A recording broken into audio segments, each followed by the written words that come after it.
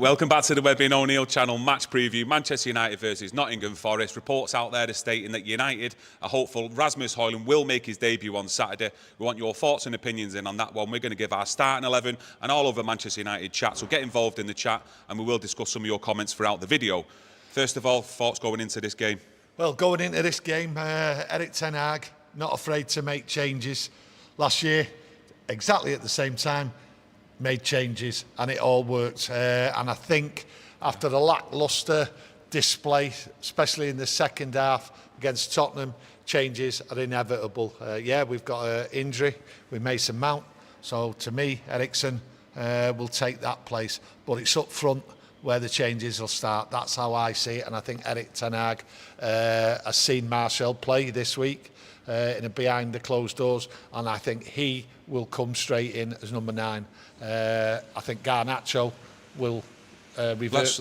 Don't go ahead too much here. Let's go one by one here. We don't want to get too far ahead of ourselves. So you're telling me you want Martial to start, not started a game this season. Can we trust Martial to start and not pick up an injury? There's the first one. Well, he could pick up an injury, but at the end of the day, he's been training.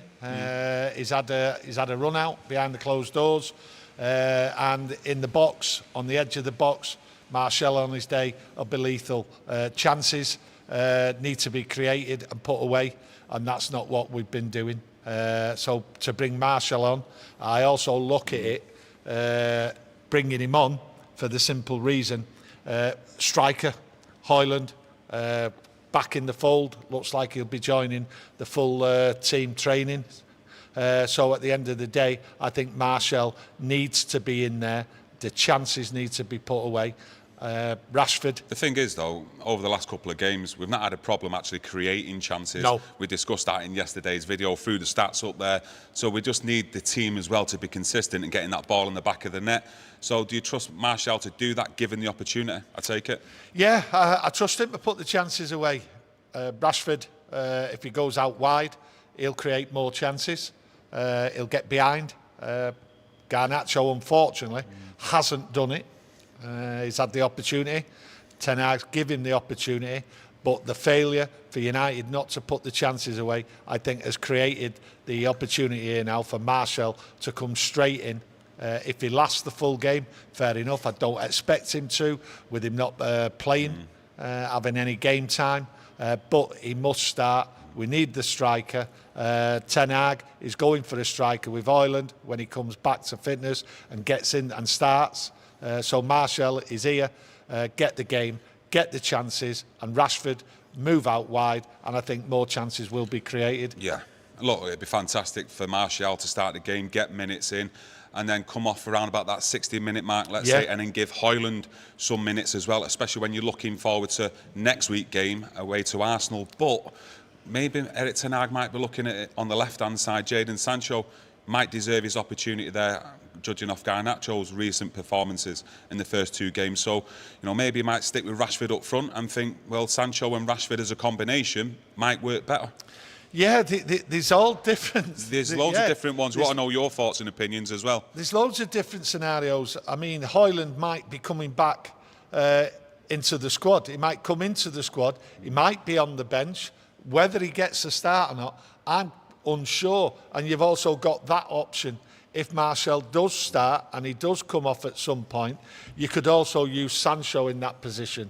So, you have to look forward as well. And I think Erik ten Hag will do that with this game, because the bigger game is the following week against Arsenal. So he must change what's gone on.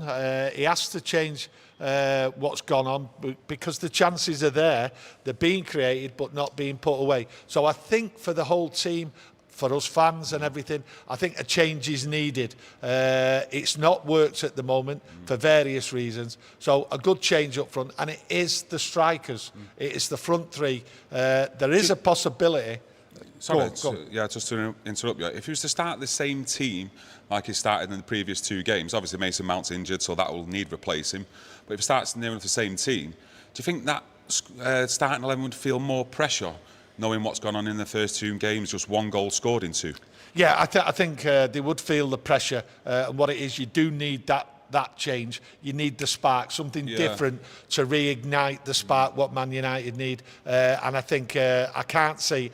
I like the setup for the 2 games, the team what is picked, but it didn't work. Why it didn't work, there's many reasons out there, but it needs a change. It needs that spark. Manchester United, get Martial on, get Rashford out wide. That's what people are screaming for.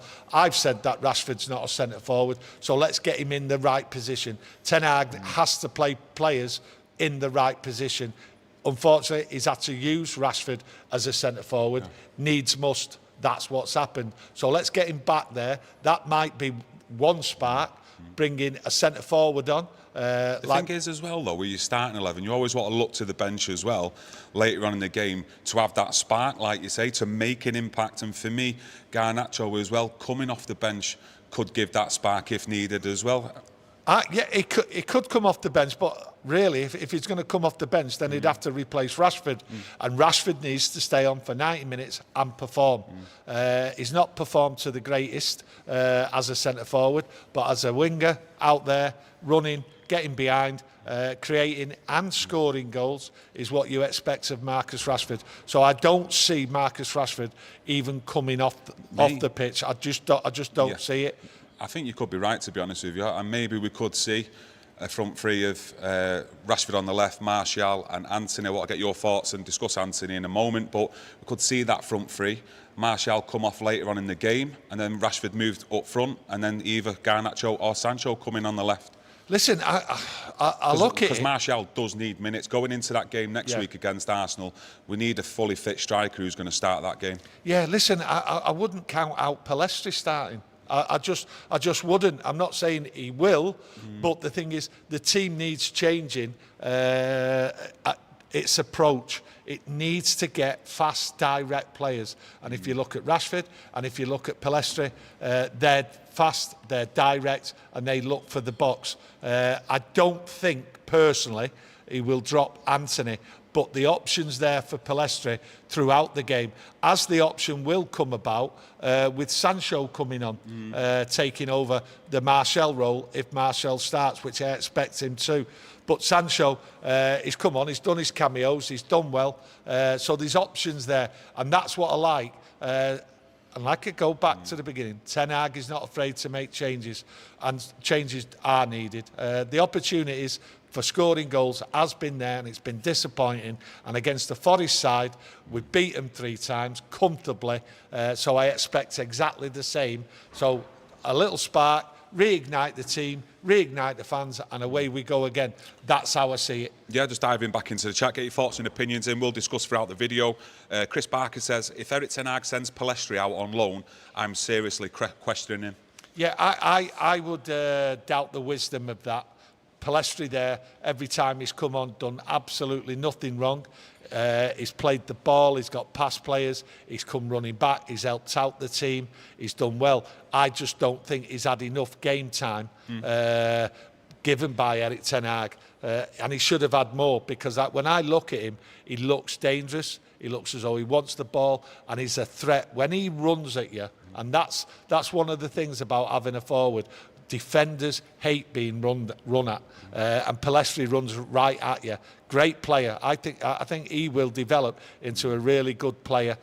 He just needs the game time. Going out on loan is not the right thing, and I don't care what team he goes to, it will not be the same. He needs to be here at Man United. You know, I totally agree. And to be honest with you, the more of the shock what I thought about this report with Pellistri going on loan is to Sheffield United.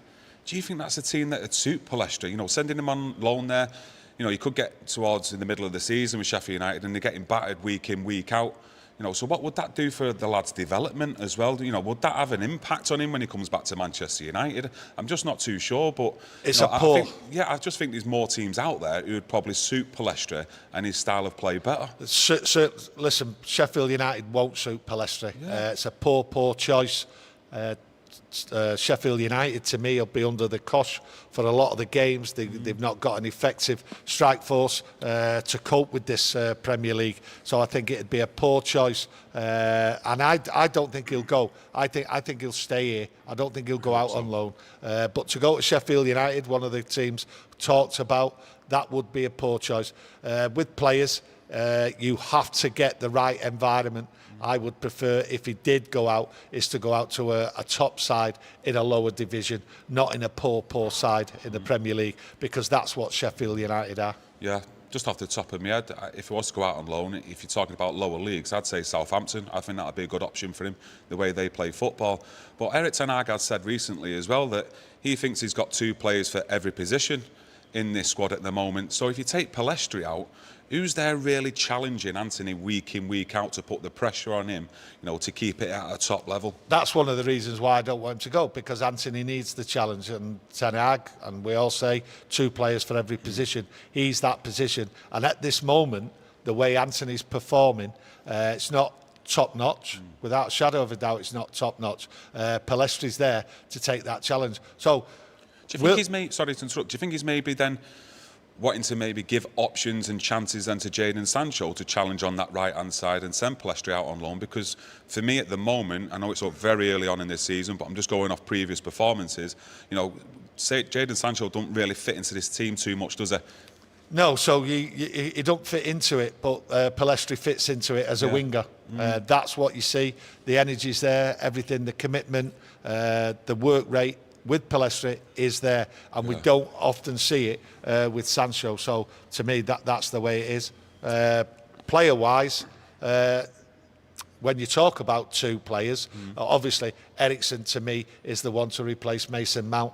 That's a straightforward shoe-in as far as I'm concerned. A couple of people in the chat, we will get onto it, saying Scott McTominay, they fancy Scott to start this one. Mike Shah, afternoon gents, same to you my mate, thanks for joining us, and everyone else. Beata Thompson, hopefully I've pronounced that one right, my mate. He says Hojlund could take another year before he starts firing. 9 goals in Serie A, doesn't convert well in the Premier League. He will be our only number 9, and he needs time.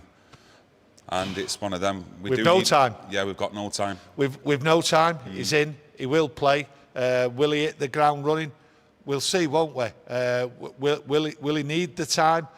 Same again. We'll see. Hindsight, everything else like that. No, he's a good player. With the way United have created the chances and gone forward and are attacking, I don't think you need a year or anything. I think the kid will hit the ground running once he's fully fit. Yeah, if we keep creating chances like we've already seen, you'd expect him to be there or thereabouts to bag these opportunities. Yes. And you'd look at him, with the players who we've got left in the squad. He is our only really natural finisher in the squad, isn't he, really? Yeah, it's a natural one. You can't rely on Martial. We know that. We've got to see how the back goes. He might get a debut at some point on Saturday against Nottingham Forest. But the back is a concern. So he might be just eased in. You've got the Arsenal game. But the way United played, United have created a lot of chances, to be honest with you. And it will suit Hojlund. So I don't think you should have any worries about this kid. No, I don't. I've just got that feeling, listening to him in interviews that he's done. He looks well up for it. Manchester United fan as well, so he's going to be absolutely buzzing putting on that red shirt at Old Trafford especially. Dan Fenton says, I would defo play Scott in midfield with Casemiro. A lot's been mentioned about the midfield, how wide apart they have been from each other, gaps there. We've seen it especially against Wolves. That, what's his called now? Mateus Cunha running through other players, seen it in the second half against Tottenham. Does it need tightening up with Scott going in there, or is that too defensive? It might be too defensive against a Nottingham Forest side. You've got to look at your opponent. Forest won't be coming bang at it. They won't commit everything. They'll look to hold the game for X amount of time and then to try and take their opportunities and break away. So I think Eriksen is suited to this game. He'll come in a little bit more. He'll free up Luke Shaw. Luke Shaw will be down that wing and working with Rashford. That's how I see it. Eriksen will just sit in there, I think. So I'm not too sure whether Scott McTominay is actually in the sights. I'm saying, I don't think Erik ten Hag really wants him. I did think he was going to use him as a squad and everything else like that, but over the last couple of weeks I'm sort of changing my mind on Scott McTominay and the relationship. I think it's broke down with Eric Ten Hag. I think it's broke down, and to be honest with you, I actually think, don't get me wrong, I could be wrong, it's just an opinion, but if Webby O'Neill was fit, I think he'd start games ahead of Scott McTominay. Yeah, well, I honestly do believe that, and I know there's a lot of people out there who do prefer Scott McTominay to be starting over Eriksen, but for me, just looking at that relationship there, I think there's things that have been said and gone on over the summer, just an opinion, and I just think it's broke down me. Yeah, I think that's what it is. I think there is a relationship problem there. I'm not sure if it's anything to do with football, but the relationship to me, it looks as though it's cleared down. But if he starts against Forest, then you and I, with that, are wrong. So egg all over the face. Egg all over the face, but I don't mind that. Yeah, scores it. Oh yeah, yeah, I don't mind that. Well. Yeah, I want him to do well, and I do like Scott McTominay. Webby O'Neill obviously is out injured, but I remember a comment from Ten Hag about him.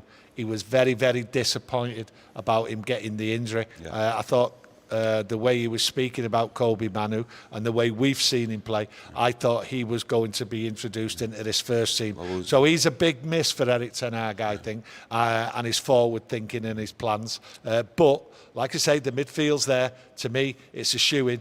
Eriksen's there, and I think he'll do a capable job. He's had some games, he's had bits of games and that, so I don't think he'll have any problem fitness-wise. Yeah, no, he played really well at Eriksen as well in the away game at Nottingham Forest the other year. Had loads of space, creating chances, pinging balls about, so hopefully we can replicate that again at Old Trafford. Yeah. But yeah, with you saying about Webby O'Neill as well, I've just gone back to it. I was really excited in seeing him in that Real Madrid game as well, and it just didn't work out for him. So hopefully he can get back to some match fitness, and we can see him before Christmas at least. Yeah, well, that's what we want. He is a star in the making. There's no two ways about that. Watching him play there is just a natural. Listening to all the other players in and around the squad as well, they've all got real high hopes for him. They've got good praise for him as well. Just going into the chat here, just actually jogged my memory here. A player that I actually forgot about. Ryan Reynolds, cheers for the chat. Looking forward to Ahmad returning, to be honest. He might still not make the grade, but can't stand the sight of Antony. Well, Ahmad, maybe Eric Ten Hag has got that in his mind to think, well, when Ahmad does return to fitness, you know, Pellistri to go out on loan, and it's going to be Ahmad to challenge Antony on that right-hand side. Let us know what you think. Would you rather Ahmad over Pellistri at the moment? Well, I look at Ahmad. I thought he was going to make the grade. Young kid, thought he needed a year to get up to scratch. But when I've looked at him, I don't think he's vastly improved. I think he's a good player, but I don't think it's what United need. I don't think he'll be a player to be able to challenge a first teamer and take his place away. I think what you'll see, in my opinion, with Ahmed, I think you'll see Ahmed out on loan. I think that's what it is for him. He suffered this injury there. He could have possibly already been out on loan, but the injury has set him back again. And with an injury like that, what he's got, I think it'll take a while for him to get back to fitness. So I think where you see Ahmed is alone. And when you do look at him, to be perfectly honest with you, he's not pressurising some of the players in front of him. That's how I see it. Yeah. That's how I see it. Yeah, just diving back into the chat, just something that we talked about just as we come on the live. Some man for one man, I like the name. He says Williams has gone out on loan. We was discussing that, and we expect Donny van de Beek too as well. Yeah, well, Williams has gone out on loan. Kieran McKenna, manager of Ipswich Town, knows him in the youth team, played him and that. So, relationship there. Let's hope he can work on him. But the comments about what Eric Ten Hag give about Williams is that his head's not in the right place. I think he was being diplomatic there. His head's not been in the right place for a long time, as far as I'm concerned, Williams. He's gone to the right place. He knows the manager, so a working relationship might change what's gone on. But a sale is what we need with Williams. He will not be challenging for that left back spot. So what is the point of keeping him? We need to move him on. Got him out on loan. Possibly there's no one out there wanting to buy him. But the loan deal might sharpen him up, might put him in the window, and at some point a deal could be arranged. But he's not for playing in the first team of Man United, and in my opinion hasn't been good enough to even get in there for a long time. Yeah, CRG gives his own point of view on the top three. Well, the attacking side, Hojlund in the middle, Rashford on the left and Sancho on the right. T-Dog says, I like Antony. He's the only one in the front line that works really hard off the ball, and actually wins it back high up the pitch. Albeit he's quite wasteful and at times, but he will improve. Yeah, well, we hope. He's correct in that, in his work off the ball. Listen, we hope he improves a little bit up front.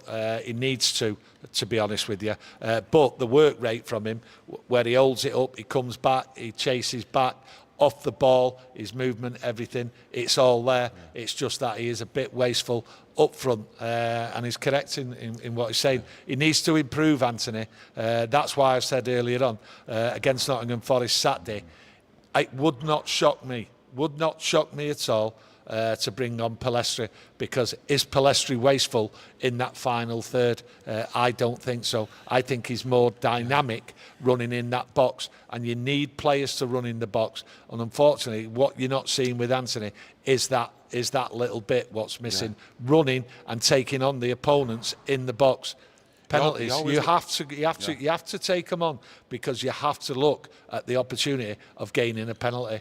Yeah, I just look at Antony. He's always there to be available for the out ball when's needed. Yeah. But then when you're getting into that attacking third, it looks like he slows it down. Yes. Always wants to cut inside. When the runners, from the middle and on the left hand side, they're running them past him, and he kind of like breaks the attacks down at times. But then again, at other points, you can't always focus on the negatives. He is good also in possession up at the top, in threading through balls through. Yeah, but the thing is, if he doesn't start improving with that final third, taking players on and not wasting so many balls, he will be under pressure, and Ten Hag will have to deal with it. Now, a lot of people out there talk about Antony as though like he's his favourite and he'll never drop him.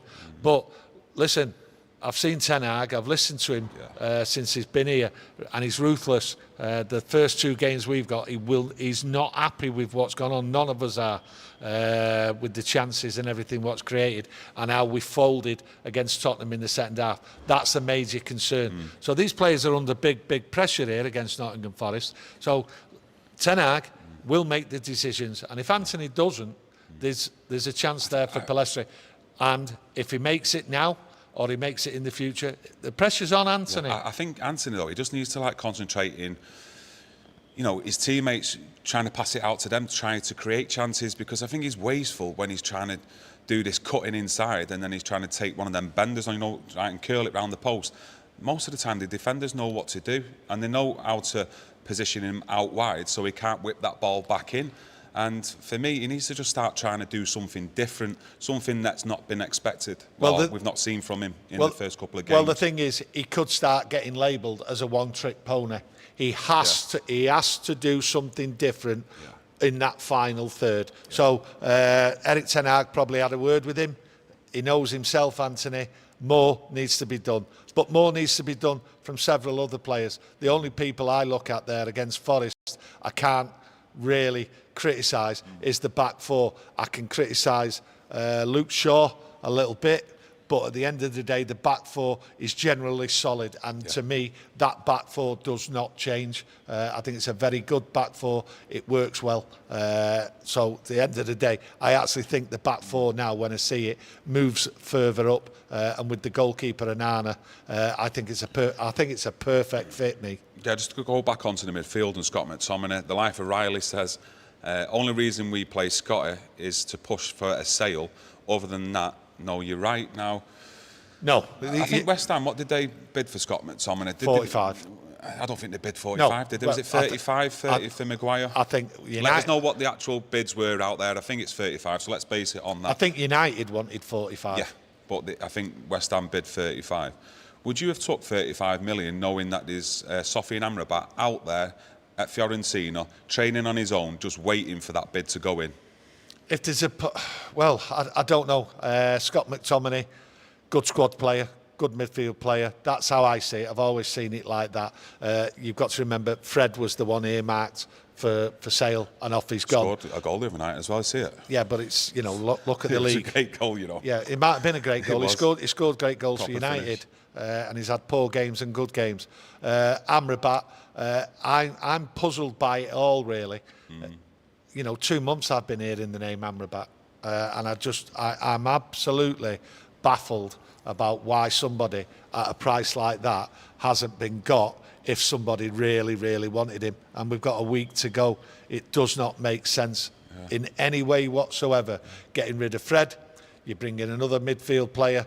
Obviously, Amrabat was there. It's not been done. Why is it not been done? He's training on his own. Like, they're playing like wherever they're playing. I just read a report earlier on, and the team have got off, you know, as a squad, and he's training on his own back at.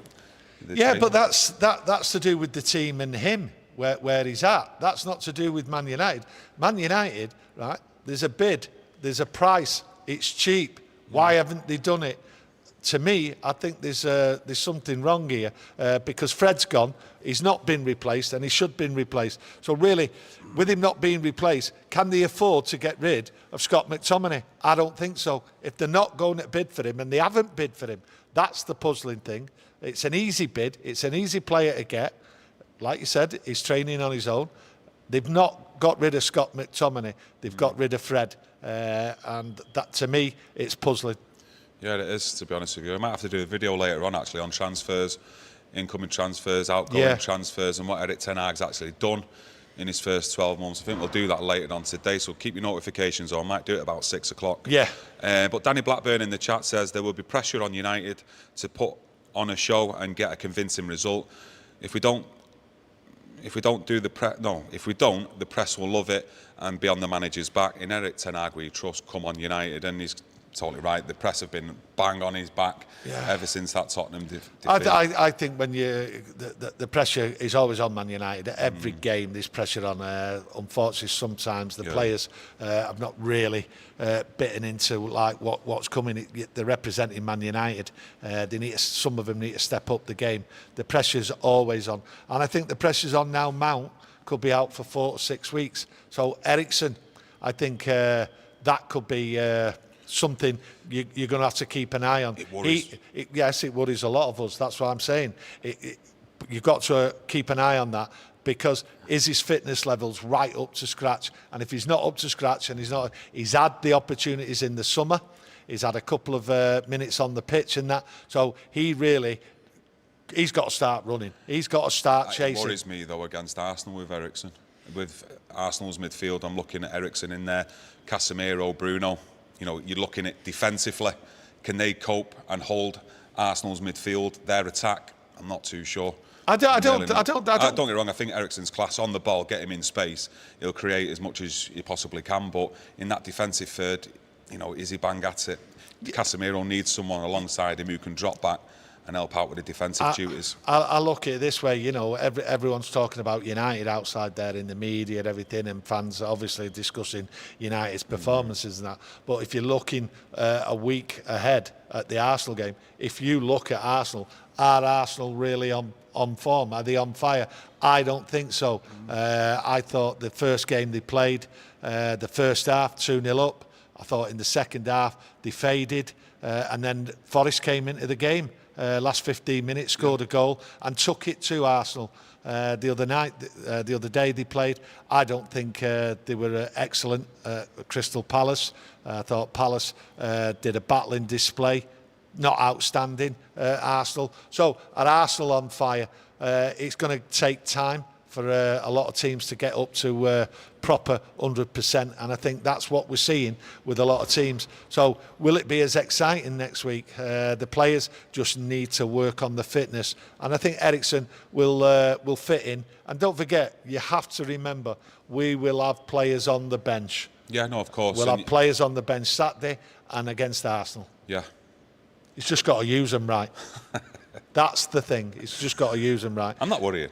No, I know I'm you're not worrying. I'm just thinking a little bit ahead of what could work, because we need to get a big amount of confidence out of this game against Nottingham Forest going into that Arsenal game next Sunday. We need goals. If we come away from here on Saturday with a draw and it's a 0-0 or a 1-1, that's not going to give them much confidence going into that game next week.